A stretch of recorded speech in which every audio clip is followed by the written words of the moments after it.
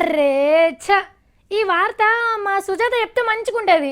కంపంతో నోరేసుకొని చెప్తా అంటే మీకు కూడా ముద్దుగా అనిపిస్తుంది కదా. కొట్లాటలు పంచాదుల వార్తలు ఉన్నాయంటే చాలు సావిత్రి సావిత్రి అది నేను చదువుతాను ఊరికొస్తుంది.